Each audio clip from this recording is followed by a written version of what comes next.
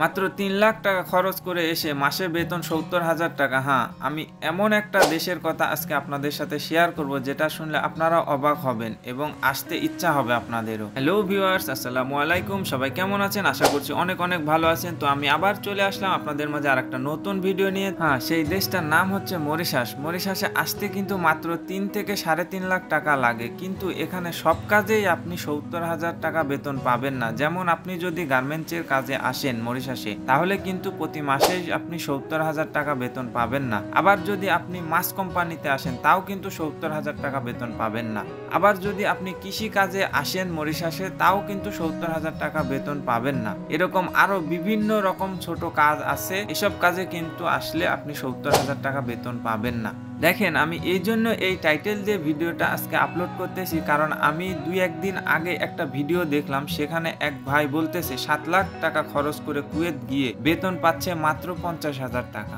তাহলে এবার আপনারা বলেন, ৩ থেকে ৩.৫ লাখ টাকা খরচ করে মরিশাসে আসলে যদি বেতন প্রতি মাসে ৭০,০০০ টাকা পান, তাহলে কি কুয়েতের চাইতে মরিশাস অনেক ভালো না? তাও আবার ৭ লাখ টাকা দিয়ে কুয়েত গিয়েছে ক্লিনারের ভিসায়। তো চিন্তা করেন একবার, ক্লিনারের ভিসা তাও এত টাকা খরচ লাগে কুয়েতে যাইতে, তাহলে ওই হিসাবে মরিশাস কি অনেক ভালো না? মরিশাসে আসতে মাত্র ৩ থেকে ৩.৫ লাখ টাকা লাগে, আবার বেতনও পাবেন কুয়েতের চাইতে অনেক বেশি। তবে হ্যাঁ, এবার আসি মরিশাসে ৩ লাখ ৩.৫ লাখ টাকা খরচ করে এসে কি কি কাজে আপনি ৭০-৮০ হাজার টাকা বেতন পাবেন। সেই কাজে সিরিয়ালের প্রথম অবস্থানে আছে রাজমিস্ত্রির কাজ, টাইলস মিস্ত্রি, প্লাম্বারের কাজ, ইলেকট্রিশিয়ান, গাড়ির ড্রাইভার, রং মিস্ত্রি, ওয়েল্ডার, লেদ মিস্ত্রি এবং আরো অন্যান্য মেটাল কনস্ট্রাকশন সেক্টরে যেসব কাজ আছে, এসব কাজে যদি আপনি মরিশাসে আসেন, তাহলে প্রতি মাসে ৭০ থেকে ৮০ হাজার টাকা পর্যন্ত ইনকাম করতে পারবেন। এটা শুধু কোম্পানি স্যালারি পাবে। এছাড়াও ছুটির দিনে যদি আপনি বাহিরে কন্ট্রাক্ট নিয়ে কাজ করেন, তাহলে তো আরো বেশি ইনকাম করতে পারবেন এবং মরিশাসে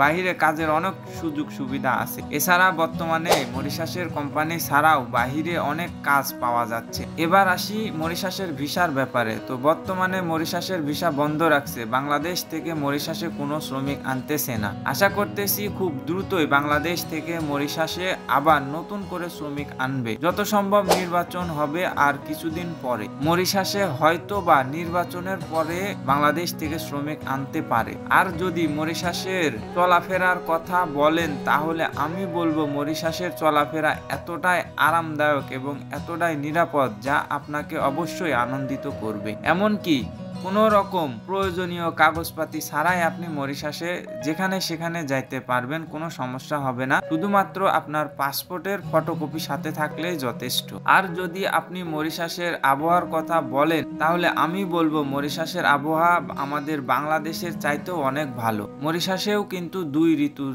দেশ, ৬ মাস গরম ৬ মাস ঠান্ডা থাকে, ঠিক বাংলাদেশের মতোই। কিন্তু ৬ মাস যে গরম থাকে, আসলে সেরকম গরম পড়ে না মরিশাসে। আর তাপমাত্রা হাই ২৭ থেকে ৩০-এর উপরে যায় না। শীতের টাইমেও ঠিক একই রকম, অতিরিক্ত শীতও পড়ে না, এরকম একটা আবহাওয়া। তবে ব্যক্তিগতভাবে আমার কাছে মরিশাসের আবহাওয়া অনেক ভালো লাগে, তাই আমি আপনাদেরকেও বলতেছি, যদি আপনার আত্মীয় স্বজনরা মরিশাসে কেউ থেকে থাকে, তাহলে তাদের কাছ থেকে জেনে নিতে পারেন মরিশাসের আবহাওয়া সম্পর্কে। এখন সম্পূর্ণ ডিসিশন আপনার, আপনি কি মরিশাস আসবেন না অন্য দেশে যাবেন। আমি বলতেছি না যে অন্য দেশগুলো ভালো না, অন্য দেশে যায়েন না। জাস্ট আমি মরিশাসে যেরকম সুবিধা ভোগ করতেছি বা মরিশাস আমার কাছে যেমন লাগে বা মরিশাসের সিস্টেম যেমন, আমি সেটাই আপনাদের মাঝে তুলে ধরলাম। তো আজ এ পর্যন্তই। ভিডিওটা ভালো লাগলে অবশ্যই একটা লাইক করবেন এবং মরিশাস সম্পর্কে কোনো কিছু জানতে চাইলে অবশ্যই ভিডিওর নিচে কমেন্ট করবেন। আর অনেক বেশি ভালো লাগলে সাবস্ক্রাইব করে মরিশাস বিডির সাথেই থাকবেন।